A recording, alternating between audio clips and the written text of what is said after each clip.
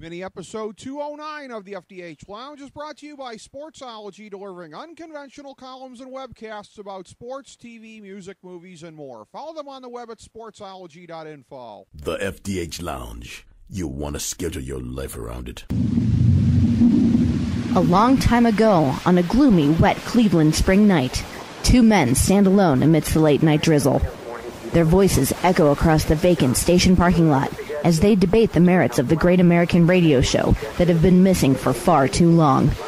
On that night, an idea was born. That idea became the FDH Lounge.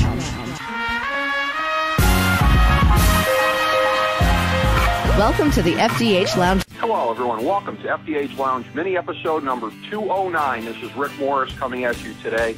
I want to thank once again our good friend Russ Cohen from Sportsology for the remote hookup, as he has been providing for us over a period of time. We greatly appreciate that. We are celebrating our 600th hour of programming today with the FDH Lounge, and we have a very, very special guest for a great discussion. I go back almost about a year ago exactly this time, our 500th hour of programming, and we were able to pull together a couple different things at that time. MMA and wrestling legend Ken Shamrock, Steve Perry, Bob Barker.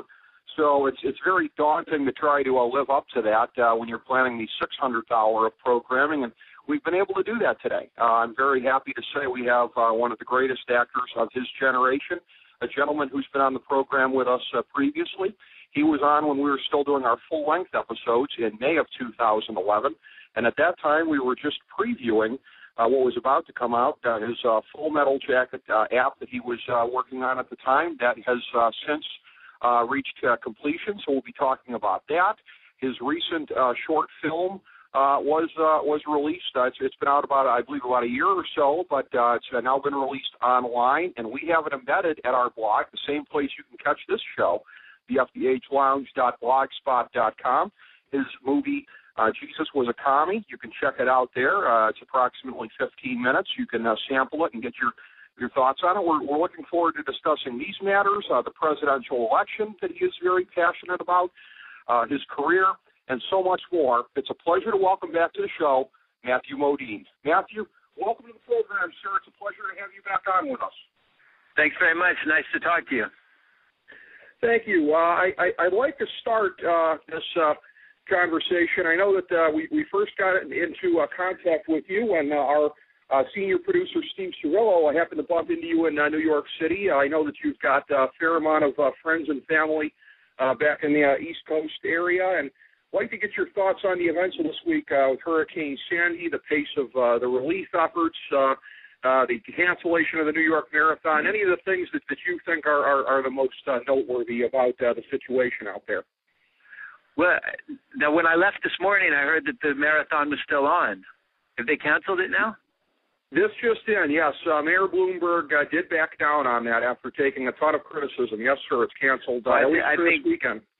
That was a smart move of his because I don't think that was a wise choice. It's just devastating, you know. I mean, what's happened, but the only thing that I can say that is a positive that comes from this kind of natural disaster is the way that people come together and help one another, and it brings out, like Abraham Lincoln said, our better angels, you know, and the way that communities come together to help people who've slipped and fallen and lost their homes. It brings out the best in people. So that's the bright shining light in a horrible situation.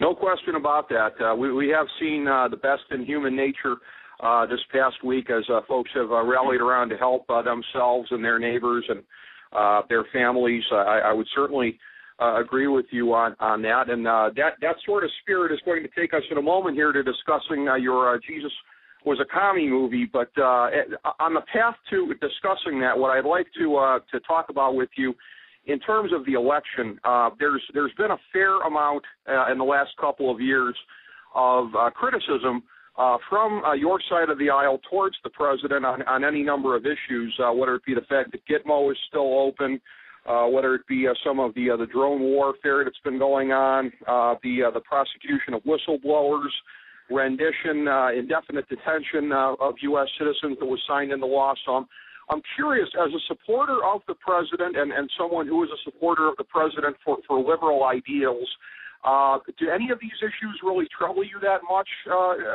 are they just sort of like the cost of doing business? How do you look at some of these issues? Well, I can't imagine the difficulty of being the president of the United States. To be it's such a daunting job, you know, and I'm always surprised that we can't find more extraordinary people to come forward to be the leader of this great nation. You know, that it seems, as I've gone through my life, that the pool of talent has gotten weaker and weaker with every passing generation. And I did hope that President Obama would be everything that he seemed to project.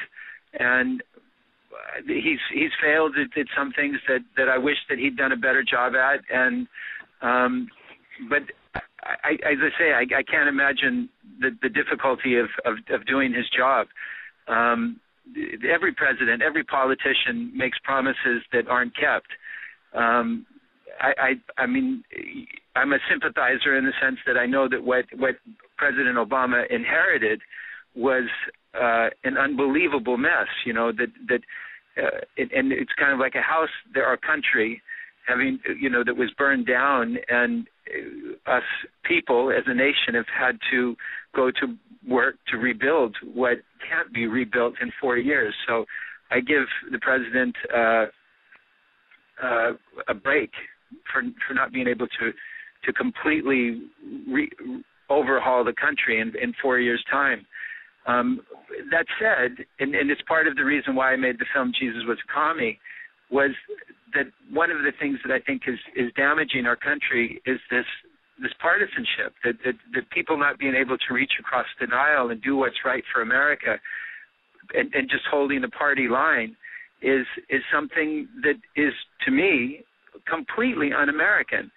Our country's made up from people from all over the world with different ethnic backgrounds, different religious backgrounds, and like the storm shows us that when your country is broken and torn apart by a storm or by a terrorist attack, what you have the opportunity to do is to put those things that separate us to the side and come together as human beings, as humanitarians, and work together to alleviate the suffering and the pain and the economic woes that people are suffering through. Well, that's a very good summation, I think, of what the situations are that face a president and the circumstances of it and the realities that are dealt with once you get into office. No question about that. I'm curious, and since we're starting to delve into the movie now, as somebody who has seen it, and as I say, we have it embedded on our blog at the FDHLounge.blogspot.com, where people can go check it out. In addition to all the other places, it's now available on the web. I'm curious about your philosophy as it goes with this. The movie is pretty much entirely centered around, obviously, Jesus and New Testament teachings. As somebody who, I'm a Roman Catholic, I would say that I personally am influenced by both the New and the Old Testaments. The Old Testament, based on what I've seen of some other of your statements online, it doesn't seem to play a tremendous amount in your philosophy. I don't want to, make that statement. I want to ask you about that and kind of draw you out on that, on what your philosophies are in terms of the Bible as a whole and its teachings. Well, I think it's a book filled with metaphor. I mean, I'm not. I think that there are great teachings in the book, and not just in the Bible, but in many different religious doctrines. There are things that we can take from those things that make us all better human beings, and to live more peacefully, and to find intelligent solutions to the problems that we face as human beings. The Word of God, I shudder to really say the word, because I think that it's something that's so beyond our ability to imagine it or draw a picture of it or to say what created all of this life throughout this planet and the expanse of the universe is something beyond my ability to comprehend. It's just awe. It's just absolute awe. So the teachings that I took from the Bible, growing up, there are great lessons. I think that Jesus was a great teacher, and the things the parables that he left us with are things that if practiced can change the course of human history. As I say, my favorite parable that I mentioned in the film is those among you that are without sin cast the first stone. That what Jesus did when he spoke that was awakened a sense of responsibility toward our fellow human beings, that everybody makes mistakes. So, the story comes from there was a woman who was an adulterer, and the law of Moses from the Old Testament was that this person should be stoned to death for committing adultery. And Jesus didn't, appear to like that idea at all, and said that those among you that are without sin cast the first stone, and saved the girl's life. That, it's just beautiful. It's a beautiful, simple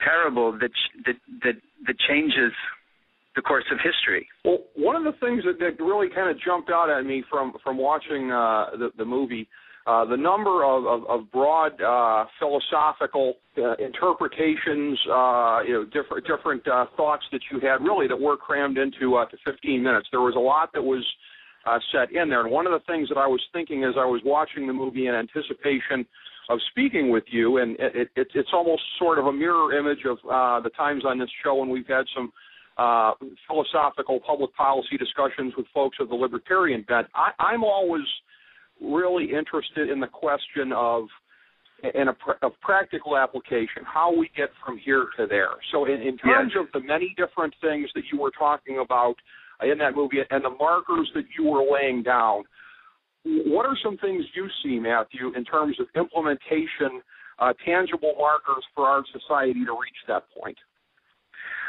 Well, I think the reason that I made the film, honestly, I did give it a purposely provocative title.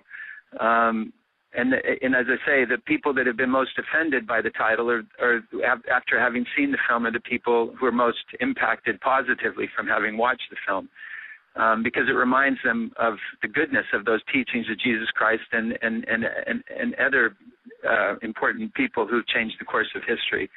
But my biggest, I'm 53 years old now, and what I see happening in the world is people not communicating with one another anymore, that we're being divided and pushed into groups, and the groups aren't allowed to communicate with each other. And that, for me, is something that is the death of the United States of America, our country. That this is a country, when we were kids, they called this a melting pot. It was a country that was made up from people from all over the world, and it was the ideas of those people that gave this place strength, And so when we start talking about Republicans and Democrats, conservatives or liberals or Catholics and Jews or Muslims and Mormons, that we shouldn't be divided up into groups, that we have to work together to solve the economic problems that we're faced with. We have to work together to solve the environmental problems that we're faced with. That our country, the problems that we face in our government, they can't be this partisan, that we have to work together in order to solve the problems. And as this conversation began, talking about that storm, Sandy, and how it tore apart the eastern part of the United States, that people are working together to solve those problems. It's a perfect example of what Jesus was economy is the idea in it is that we have to work together. This idea, humanity, is such an important idea. It's something that is such a beautiful word, humanity, and it takes effort. It's not something that we're born with. It's not what is it called with your heartbeat? You blink, an auto. what is that called when you breathe? We don't have to think about breathing. We breathe and we blink and our heart beats, but an auto, I don't know what it's called. But humanity is not something that is natural. It's something that we have to work toward. And the teachings of someone like Jesus Christ are filled with humanity and working together. And as I say, that word communism comes from the word com, which means with. It means working, to be together, to share ideas, to have common beliefs, to have common goals. I'm certainly not advocating communism, because communism doesn't work, because we're all selfish. We all want a little bit more for ourselves and for our families. So it's a utopian idea that can never work. And the reason that people get upset by the title of the film, Jesus Was a Commie, is because when they hear communism in America, we think of fascism. We think of Lenin and Stalin and Karl Marx. I'm not Karl Marx, Chairman Mao, or that knucklehead in North Korea. I can't even. Yeah. It's funny there, Matthew. You started to anticipate my next question that I had for you when you were talking about that and human nature, and you mentioned the word selfishness in there. It's a thing where I go back towards the end of the movie. What really kind of jumped out at me is there was something that was mentioned in there about the importance of dreamers in this world, and yes. I certainly agree with that, and I applaud the sentiment. And I look at somebody like you with the career that you've had. You had a dream to make it as an actor, and you've done that many times over, and you've done that. You've accomplished your dreams. But again, somewhere along the line, and it's not a thing. I don't necessarily mean profit with everybody in terms of necessarily literally money, but everybody has that dream to get ahead, to make it. How do you square that with the other part of this where you're talking about, common things here, looking out for everybody, and, the influence that we all have in there? Because there seems to be at least a little bit of tension between the two thoughts there. So how do you see that being managed in the human spirit, the tension between dreaming to get ahead, build a better life, achieve what you want to achieve, and then still looking out for your fellow man? Well, I mean, that's a good portion of our taxes go to wonderful things, like Social Security, public education. And those are, those are big ideas that we had in this country to be able to help people so that they can get an education. To have, I'm in Los Angeles right now, and they have some of the best junior colleges in the country that if you're a resident of the state, you don't have to pay for. So that's the taxpayers' money that's supporting those schools, to give them an opportunity to get education and to, make their lives better.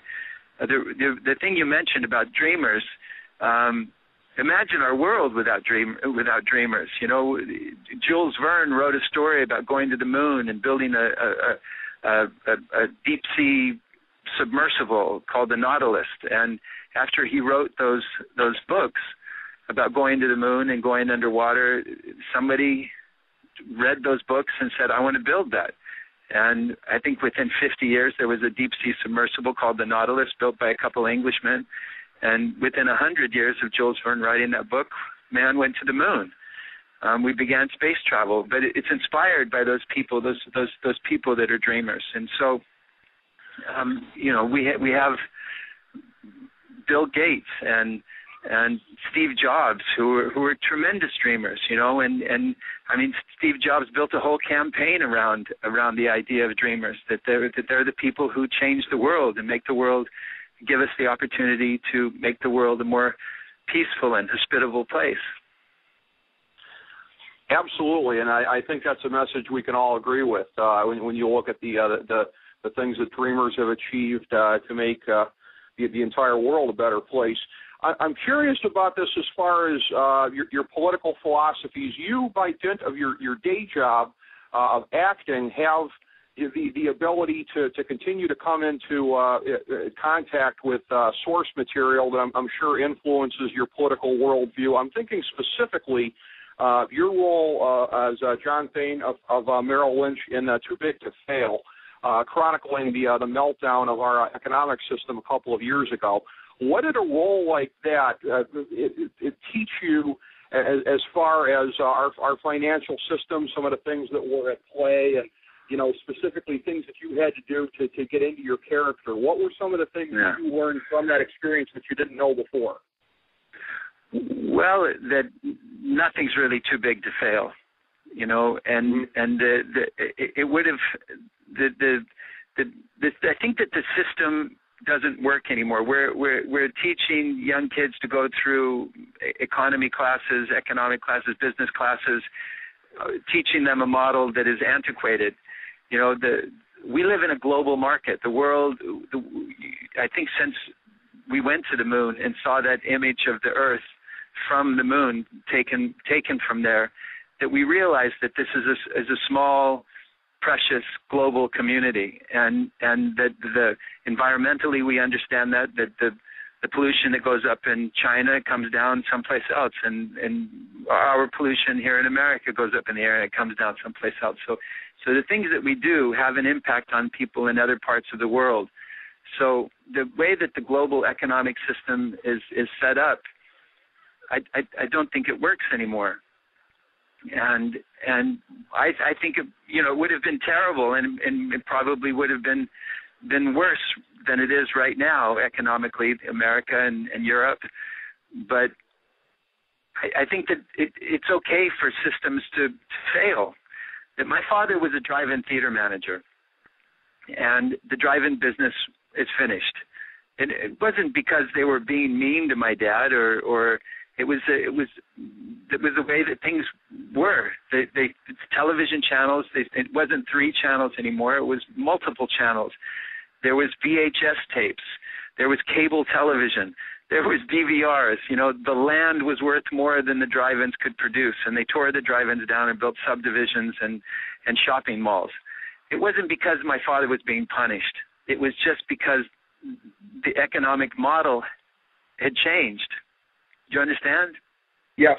So the way that Wall Street is run, the way that the financial, that if those people, the way that they were running things doesn't work, it has to go out of business. It just, I think it should have failed. I would have let it fall. Well, it's a real interesting prism, Matthew, when you look at the continuum of, let's just say for a second here, the entertainment industry, from your father running the drive-in theaters to you getting in the business and being an actor, being in Full Metal Jacket relatively early in your career, and then subsequently, and this was something we were talking about during our last conversation, Steve Jobs, dreamer that he is, creates the iPads out there, and all of a sudden, somewhere along the line, you get the idea for this iPad app for Full Metal Jacket. You dreamed about it, conceptualized it, and it has since come to pass. So please give your thoughts on that and how that project turned out. Well, that was one of the young kids that worked for Apple Computers. His name was Adam Rakoff, and when I released my book, I went and did a talk at one of the Apple stores in New York City in Soho about how the book was built on a Mac. And time went by. He knew that the book was a limited edition. There were only 20,000 copies of the book, and I was never going to make any more of these metal-covered Full Metal Jacket diaries. And he said, what if you made the book into an app? And I said, what do you mean? He said, well, I'd have you record the book. We'll do a special musical soundtrack. We'll have sound effects. We'll take all of the photographs that you took with your medium format Rolleiflex camera, and we'll do high-res scans of all the photographs. And we'll put this thing together and create something that has never been created before as an app, and we call it an appumentary, which is, and it sounded exciting. So I started working with Adam Rakoff from Apple Computers. As I say, he was one of those geniuses from that company, and after a long year of unbelievably hard work and crowdfunding on Kickstarter to raise some money to build it.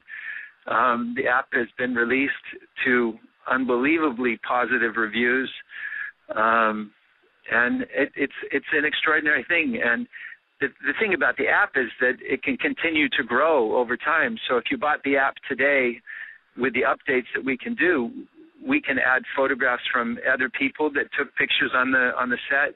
We can add interviews from which we're starting to do now with people that worked on the film.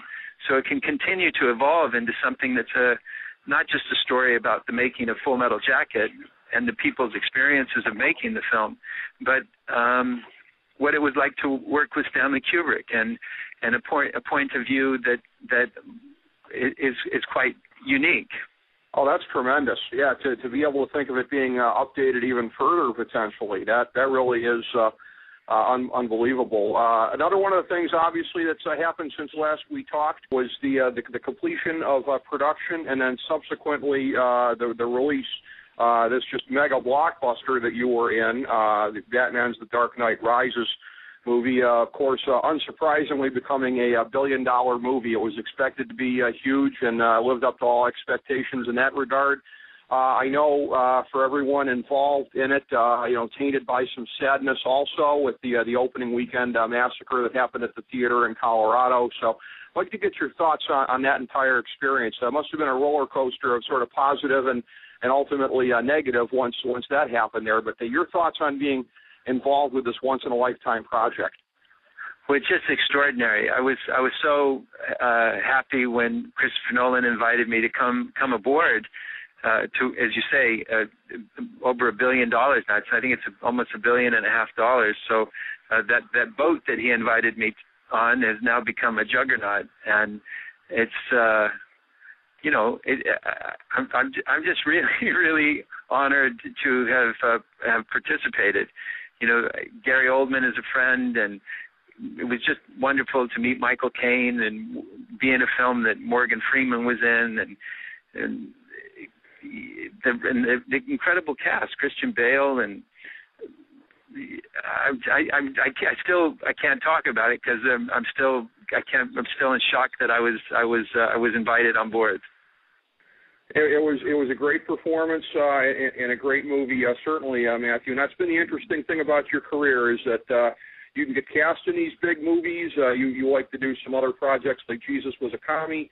You've also got the stage work going. You've always got a very interesting career going as far as the different developments. So we always like to give our guests a chance to plug here at the end. So, Matthew, anything we didn't cover sufficiently about anything you've got coming up, please take it away. Well, the reason I'm in Los Angeles is I'm working on a film that a new feature film that I'm directing called The Rocking Horsemen, about 4 kids who make a rock and roll band in 1962, and I've just stepped away from the table right now to speak to you, but I'm getting the high sign from my producers to get back inside and get back to work.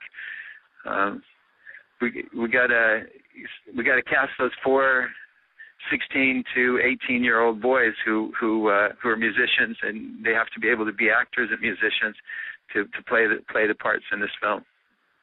Look forward to seeing and hearing more about that, Matthew. A great conversation, as it was last time. Thank you for coming on and helping to exemplify the kind of great conversations we like to have with folks. I really, really appreciate your time. Thank you very much. If you are a musician and you have a son that's a musician, it's 1962. There's a Rocking Horseman Facebook page. You can post your video of you playing an instrument, and you have an opportunity to audition for the film. Excellent. It's an open call. There's the crowdsourcing of the audition. That's wonderful, Matthew. I hope people certainly take advantage of that. Greatly appreciate it. Love to talk to you again sometime, sir. Thank you so much. Thanks, man.